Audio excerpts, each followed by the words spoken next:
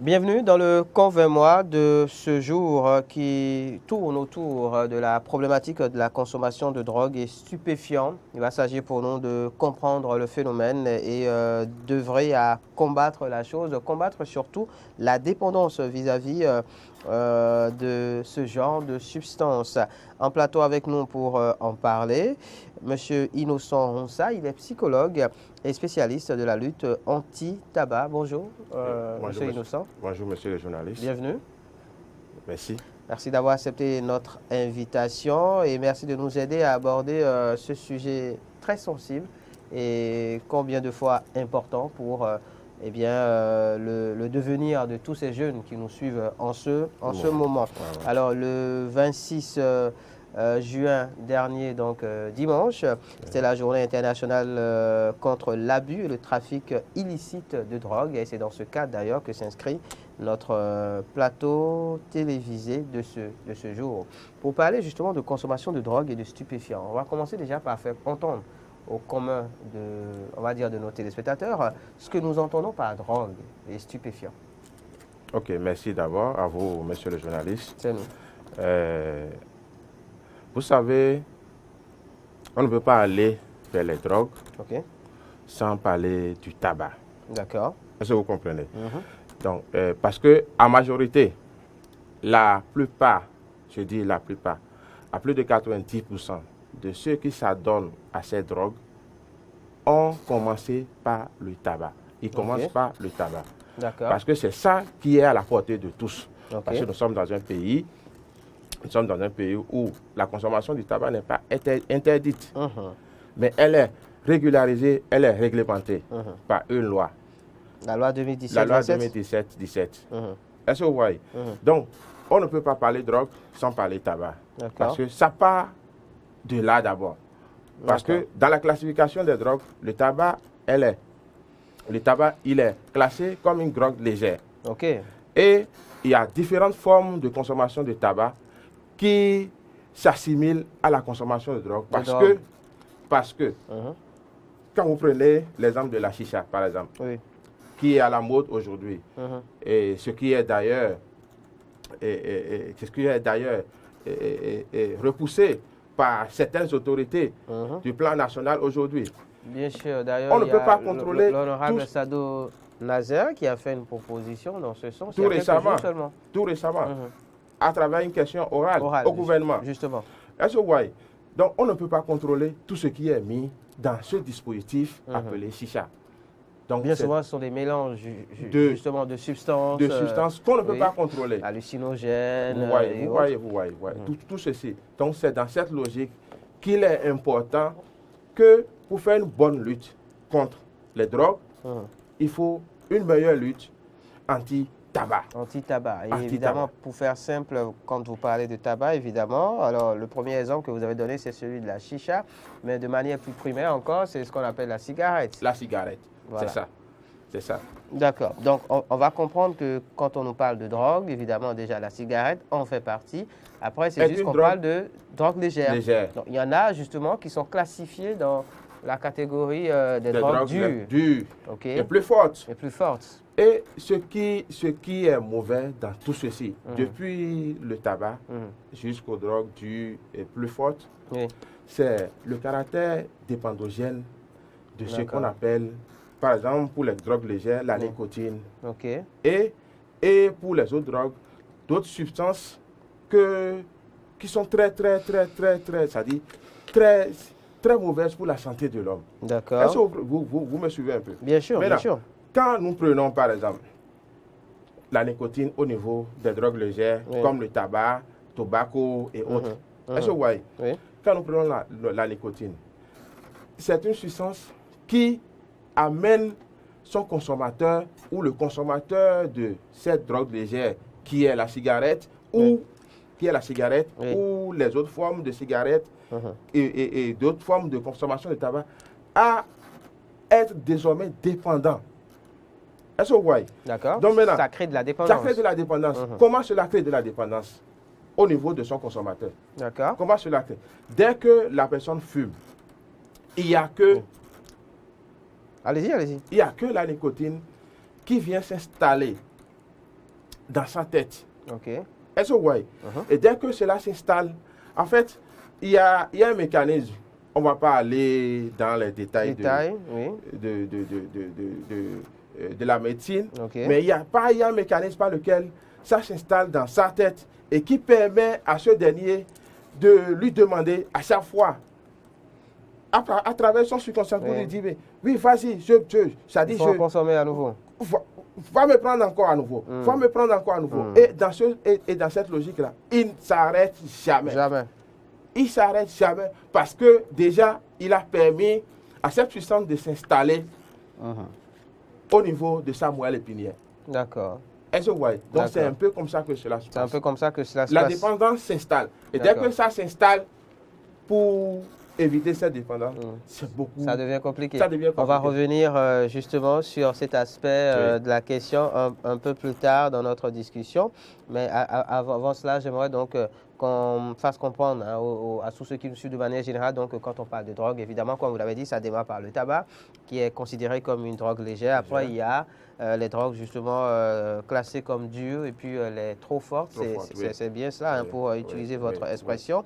Alors, on va parler très certainement des amphétamines, c'est ça, cocaïne, cannabis. Même le café. Le café aussi qui est une sorte de drogue, c'est ça? Oui, légère ou... Légère, lui, dans la légère. D'accord. Parce que c'est licite. On peut les citer un peu peut-être, les légères, quelques exemples quand même. Les légères, vous avez le tabac qui est consommé partout. Et sous toutes ses formes. D'accord.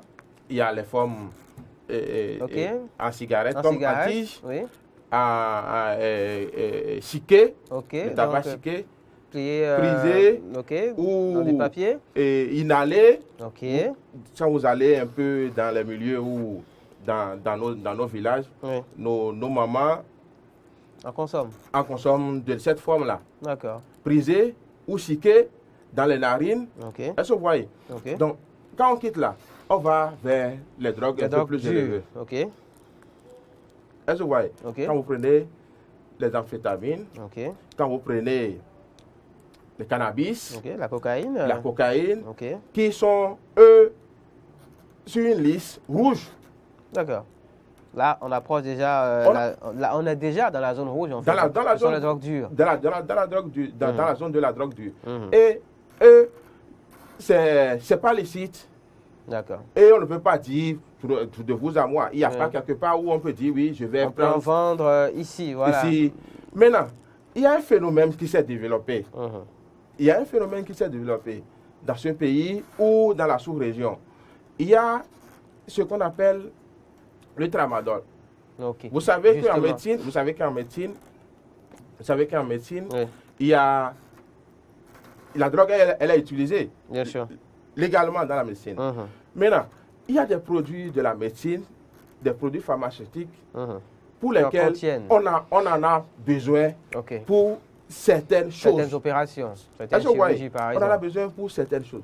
Maintenant, il y a un contrôle qui est fait à ce niveau. D'accord. Maintenant, du fait que la population connaît... À connaissance, justement, de ces produits, de ces médicaments dans lesquels on peut trouver ces produits pour avoir ces effets. Ils contournent. Et ils prennent par les circuits non autorisés. Illicites pour s'en procurer.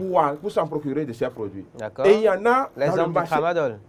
Exemple du tramadol. Dans le marché noir, et vous voyez les gens, ils mettent leurs petits kiosques et tout ça là, genre comme s'ils sont en train de vendre du café. En réalité, il y a de ces petites substances qui sont là.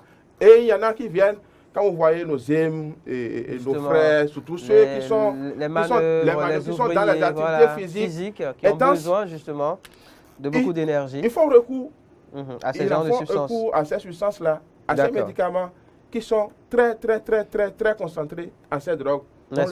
D'accord. Vous donniez justement l'exemple de ces conducteurs de taxi-moto, donc nos émigrants et d'autres manœuvres, comme les maçons et autres qui ont besoin donc de beaucoup d'énergie pour exercer leurs activités. Ce qui m'amène à vous poser la question que voici, quels sont les facteurs justement qui conduisent, on va dire, les populations à s'adonner à la consommation de ce genre de substances selon vous? Ok.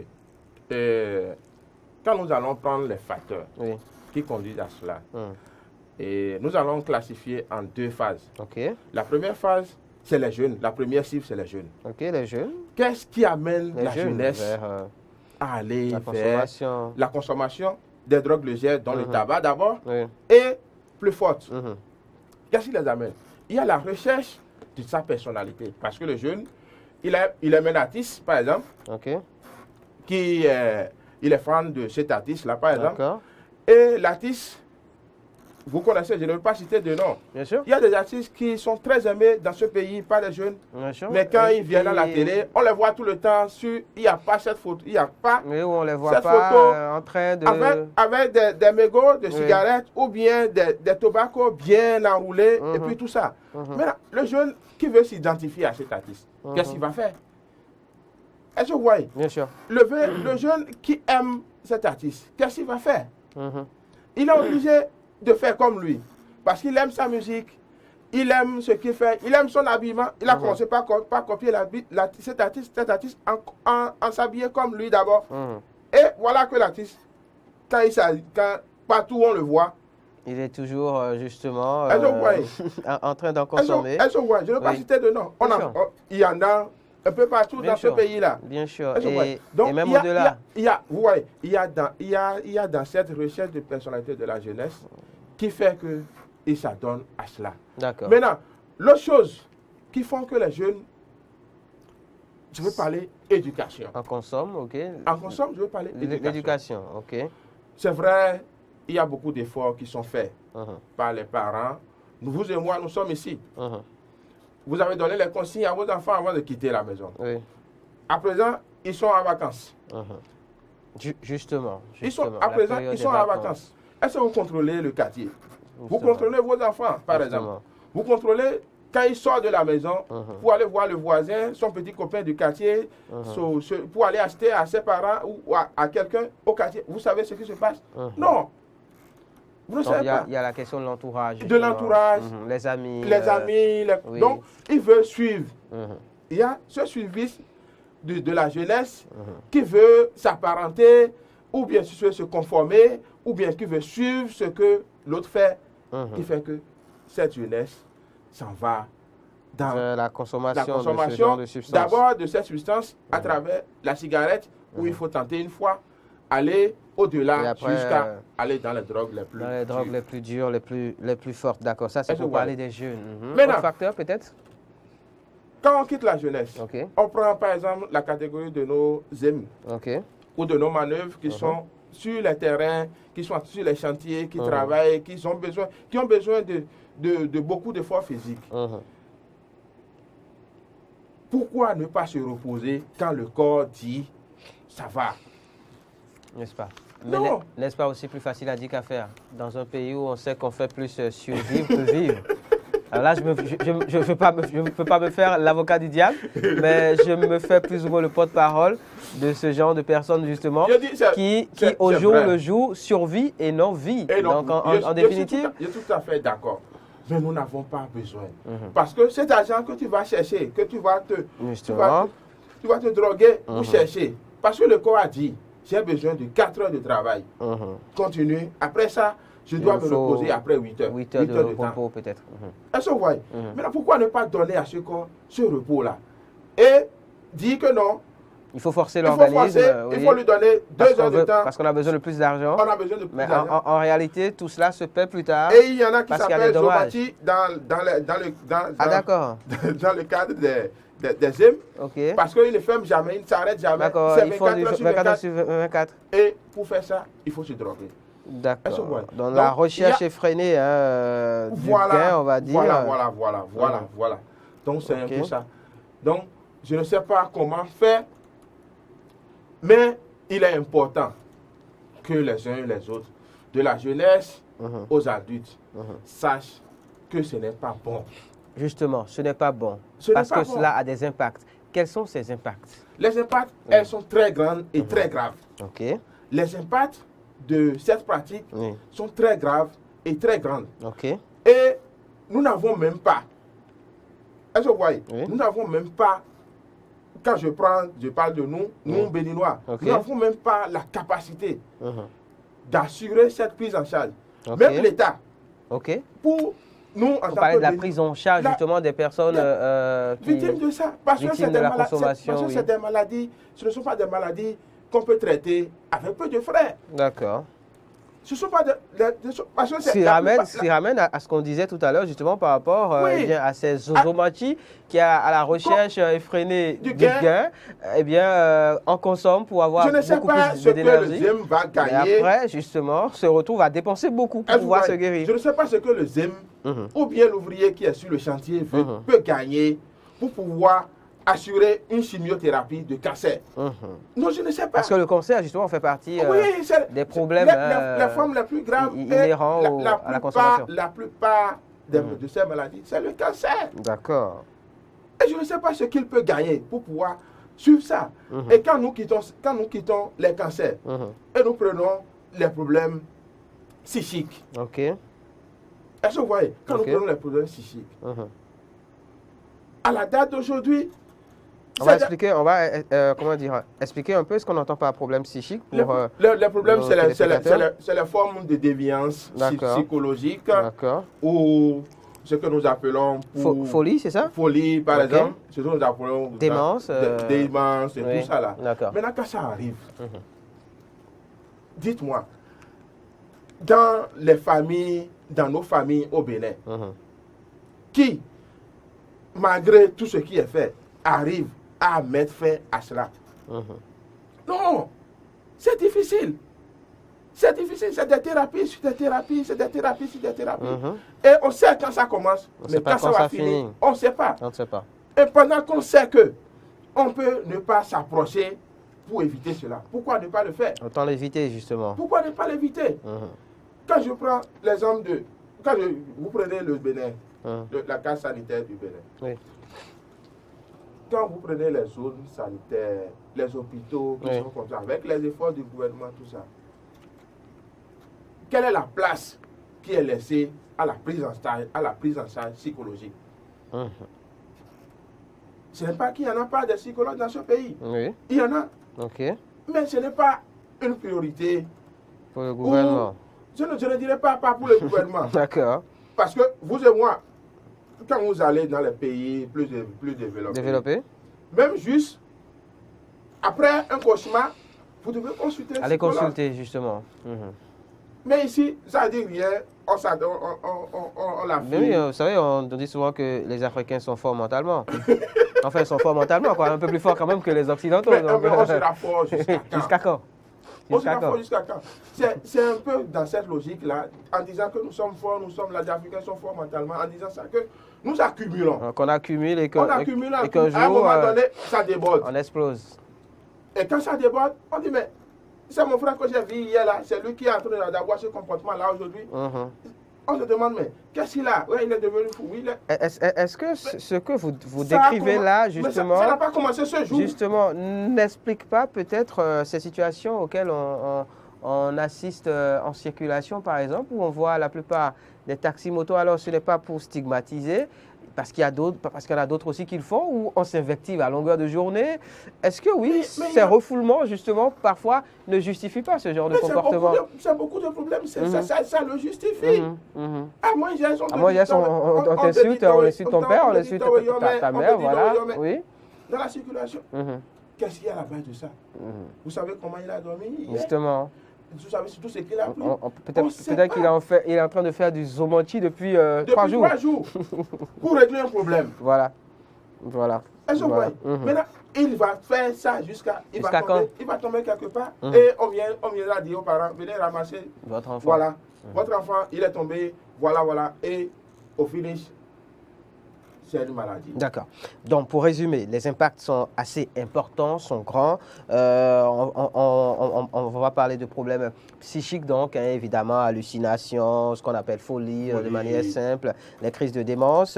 Et cela peut aller justement jusqu'au cancer, justement. Alors, plusieurs formes de cancer, évidemment, qui peuvent se développer. Et évidemment, le coût de traitement est assez important. De sorte qu'en réalité, on se rend compte que oui, il ne sert à rien de peut-être chercher, pour parler en tout cas des des adultes qui, pour avoir beaucoup plus d'énergie afin de travailler, se retrouvent obligés de faire recours à ce genre de substances. On se rend compte que cela ne vaut vraiment pas la peine. Parlons de la question de la dépendance. Vous avez commencé par en parler tout à l'heure et j'ai souhaité qu'on y revienne à présent parce qu'en parlant d'impact justement lié à la consommation de ce genre de substances, il y a la question cruciale de la dépendance. Parlons-en. Comment est-ce que cela se développe? Comment cela se manifeste-t-il concrètement? Ok. Vous voyez, quand nous voulons parler de la dépendance de cette substance psychotrope, depuis la cigarette jusqu'aux drogues dures. Jusqu'aux drogues dures. Il y a, je ne vous coupe pas, il y a l'alcool dont on n'a pas parlé jusque-là, qui n'est pas loin. Non, elle fait partie des légères. Justement. Justement. Parce qu'on aurait commis un tort que de ne pas en parler. De ne pas en parler. Elle fait partie des légères, parce que c'est autorisé. Il n'y a qu'une loi dans le Bénin qui dit de ne pas consommer de l'alcool. Seulement, on demande de ne pas exagérer. De ne pas exagérer. Maintenant, celui qui te dit de ne pas exagérer, voilà, toi tu te mets, tu es allé dans une manifestation par exemple, parce que c'est libre, le service est libre, et il n'y a pas de contrôle ou de mesure. De contrôle ou de mesure par rapport à ça, tu t'adonnes à cela. Et voilà, une fois, peut-être une fois fini, rentrer, ça devient un problème pour toi. Bien sûr. Et quand tu rentres, qu'est-ce qui se passe? Tu commences par développer. Voilà. Parlant de la dépendance, dès que nous nous adonnons, dès que les jeunes ou des Béninois s'adonnent à la consommation de ces produits, un peu, au fur et à mesure que la fréquence de consommation augmente. Et la dépendance s'installe. Pourquoi elle augmente justement? Qu'est-ce qui favorise cette augmentation de la fréquence de consommation? C'est ça, il y a dans ces produits. Comme vous le disiez plus haut. Oui, il y a dans ces produits des choses, des substances qui appellent à en consommer davantage. D'accord. Et on ne peut pas dédier. Quand c'est dans ces produits-là. D'accord. Et on ne peut pas dire aux fabricants, ne met pas dedans. Parce que ce n'est pas possible sans ces substances-là. On ne peut pas. La bière ne serait pas bière. Le tabac ne sera pas tabac sans nicotine. D'accord. Mais autour de ces substances, il y en a d'autres qui sont graves. D'accord. Qui peuvent justement causer le cancer. Beaucoup d'autres problèmes. Donc, c'est dans cette logique-là qu'il faut d'abord éviter à en consommer tous les jours. D'accord. Est-ce que vous voyez? Donc maintenant, dès que ça se passe comme ça et que la dépendance s'installe, dès que vous êtes parent à quelqu'un qui s'adonne à ces produits et il le fait presque tous les jours, et vous constatez que sa consommation de ces produits, elle est devenue plus fréquente. Vous pouvez jouer vous-même, parce que en tant que proche, vous pouvez jouer à son psychologue en lui disant d'arrêter, rien que le conseil. D'accord. Est-ce que vous voyez? En lui disant d'arrêter, en l'empêchant d'aller vers le milieu ou vers l'endroit où il a l'habitude d'en consommer. D'accord. Vous aurez dû le sauver en faisant ça, par exemple. En faisant ça, n'est-ce pas? D'accord. Et l'éviter du phénomène de la dépendance. De la dépendance, lui. Parce que plus il va continuer, cela. plus il va continuer, plus la dépendance va s'installer. Et la dépendance serait plus grande. Dès qu'elle est grande, elle est difficile. Elle est difficile. Mais face à la thérapie, sur n'importe quelle thérapie qu'on va lui. Est-ce qu'il est possible?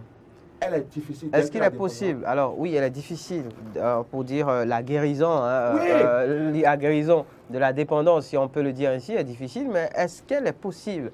C'est-à-dire que est-ce que quelqu'un qui en a consommé pendant des années et des années, qui a développé une grande dépendance, peut finalement arriver à s'en passer?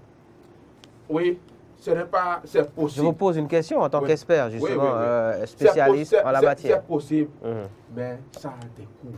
D'accord. Ça a des coûts. D'accord. Nous avons eu des cas ici, quand vous allez à l'UST, au niveau du centre psychiatrie de Diaco, par exemple, il y a une unité qui s'occupe de la prise en charge par nos grands professeurs qui sont là-bas et qui sont chargés d'apporter cette thérapie-là. D'accord. Mais la difficulté, c'est une question de coût, c'est ça? C'est que ceux qui viennent pour cette thérapie, on n'a pas les moyens. Faute de moyens, on n'arrive pas à finir. D'accord, finissent par abandonner. Du coup, on n'a pas les résultats. Parce que, non, ce n'est pas qu'on n'a pas. On a les résultats pour ce qu'on a pu donner. Traiter, ok. Est-ce que vous voyez? D'accord. Mais du fait que la dépendance s'est installée, il faut beaucoup de temps. Pour pouvoir en guérir. Pour pouvoir en guérir. Mais on vient en thérapie, par exemple, pour dire qu'on veut faire un traitement de 3 mois. Non. Alors qu'en réalité, vu justement le temps pris à en consommer, pas du paludisme. Il faudrait plus de temps pour pouvoir en guérir. Et ça dit plus de temps, ça a plus de moyens. Plus de moyens, forcément. Autre question que j'ai à vous poser en tant que spécialiste justement de la lutte anti-tabac, c'est celle qui va aider peut-être les uns et les autres qui nous suivent en ce moment et qui ont des parents, des proches qui en consomment. Vous parlez donc de ces substances, qui consomment ces substances, qui ont peut-être développé une dépendance vis-à-vis d'elles. Comment reconnaître quelqu'un qui a développé une dépendance vis-à-vis de la consommation de ces produits? Est-ce qu'il y a des facteurs qui permettent justement de les reconnaître? Oui. Vous savez, celui qui... Parce que parfois, il se cache pour le faire. Même s'il se cache. Oui. Quand vous avez, par exemple, ici à la télé, vous avez un collègue qui est fumeur, accro, oui. c'est-à-dire dépendant déjà, oui. Il va s'absenter. D'accord. À peine 30 minutes, observez-le. Il disparaît. Il disparaît. Faut aller, et il revient tout parfumé. D'accord. Et c'est-à-dire pour embrouiller les cartes. Bien sûr. Peut-être il revient avec un chewing-gum. Un chewing-gum ou un bonbon mentholé. Mentholé, avec un arôme pour pouvoir embrouiller un peu les cartes. Observez, vous allez voir. Ça ne se cache pas. D'accord. Ça ne se cache pas. C'est visible. On voit ça. Ce qui n'est peut-être pas visible, qu'on ne voit pas, c'est la consommation des drogues dures. Oui. Est-ce que vous voyez? Oui, parce que ça se fait souvent en cachette. Personne ne le fait normalement. Les légers là. Oui. Non. Ça se fait tout le temps. Quand il va, il revient. Oui. Vous êtes un bon observateur. Ça veut déjà qu'il en revient. Vous savez qu'il en revient. Mon frère, tu es allé à une pause café. D'accord. On a presque fini. Je sais qu'au niveau justement de votre ONG, IECT, vous militez beaucoup pour cela. D'ailleurs, la loi justement anti-tabac n'a pas pu être votée sans vous. Sans l'œuvre de l'ONG IECT, Initiative pour l'éducation et le contrôle du tabagisme. On va en profiter pour dire un merci et un bonjour à votre directeur exécutif, M. Faton Augustin. Quel conseil auriez-vous à donner à tous ceux qui nous suivent en ce moment, peut-être aux parents, d'accord, dont les enfants peut-être en consomment, ou de manière générale, un conseil à donner à tous ceux qui nous suivent pour faire attention à la consommation et à la dépendance vis-à-vis de la consommation de ce genre de substances, pour finir. Ok, merci à vous. On n'a pas vu le temps partir. Malheureusement. On aura d'autres plateaux pour aborder d'autres angles, justement, parce qu'on va parler de la lutte, à proprement parler, et de ce que vous faites concrètement. Il n'y a pas de souci. C'est vrai, au niveau de l'organisation non gouvernementale, Initiative pour l'éducation et le contrôle du tabagisme, nous avons commencé cette lutte il y a très longtemps. C'est vrai, nous avons eu des résultats. À la date d'aujourd'hui, quand nous vont parler de cette loi, anti-tabac, on ne dira pas que c'est nous. Voilà. Mais les acteurs autour de nous, nous avons fait beaucoup d'efforts pour qu'il y ait cette loi. La loi 2017. Mais dans cette loi, il y a eu beaucoup de choses qui ont été dites. Je propose qu'on fasse un autre plateau, d'accord, pour la loi. Pour la loi. Okay. Pour se concentrer sur la loi et voir ce qui y est dit justement et de quelle manière est-ce qu'on arrive à appliquer tout ça. Parce que là, on n'a plus le temps d'en parler, donc j'aimerais juste que vous nous proposiez des conseils de manière générale aux parents et aux consommateurs aussi, pourquoi pas. Aux parents, aux consommateurs, aux parents amis de consommateurs, ou parents consommateurs, ou à tout le monde, à tout le peuple béninois. Oui. Nous sommes dans les vacances. La jeunesse touche tout. Oui. Nos jeunes frères, nos enfants sont en vacances. C'est le moment où ils vont toucher pour la première fois. Voilà, ils sont livrés à eux-mêmes. Ils sont livrés à eux-mêmes. Les parents sont partis. Oui, c'est les vacances. On les a peut-être ailleurs. Ou chez un parent proche, où ils sont à la maison ensemble. Les parents sont il y a le quartier qui est là, tout ça. C'est le moment de leur dire de faire tout possible pour ne pas toucher. Parce que ce genre de substance, quand on touche, c'est difficile d'arrêter. Mais il faut commencer déjà par éviter la consommation. Éviter la consommation. Tout simplement. Tout simplement. Des drogues légères. Des drogues légères, oui. Donc la cigarette, l'alcool, voilà. De ne pas faire usage de ces choses-là. D'accord. Il faut leur dire, parents, pardonnez. Dites à vos enfants, prenez toutes les mesures possibles. D'accord. Pour que n'y touchent jamais. Jamais. Et pour ceux qui ont déjà touché? Pour ceux qui ont déjà touché, continuez à parler avec eux.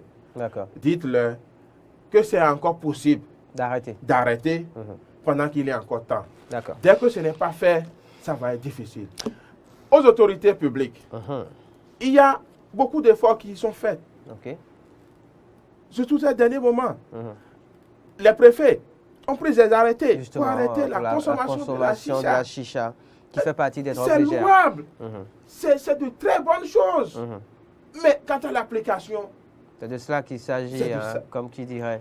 Il faut y veiller. Nos préfets, ils ont les moyens. D'accord. Nous sommes là en tant qu'acteurs de la société civile pour les accompagner. D'accord. Ils n'ont qu'à garder la garde. D'accord. Il faut veiller à l'application. Il faut que la veille continue. À l'application des décrets. Surtout en cette période de vacances. Donc c'est un peu dans cette logique que nous demandons aux autorités de faire tout possible pour que notre jeunesse ne tombe pas dans la drogue. Soit à l'abri de la consommation de la drogue, des stupéfiants et tout ce qui tourne autour. Merci beaucoup, monsieur Innocent Ronsa. Je rappelle que vous êtes psychologue et spécialiste de la lutte anti-tabac au niveau de l'ONG IECT, Initiative pour l'éducation et le contrôle du tabagisme. Rendez-vous très prochainement sur ce plateau. Comme je vous l'ai dit, on parlera de la loi donc anti-tabac au Bénin. Avec beaucoup de plaisir. Avec beaucoup de plaisir aussi. On vous retrouvera donc en plateau pour en parler. On le fera incessamment d'ailleurs, puisque la période s'y prête bien.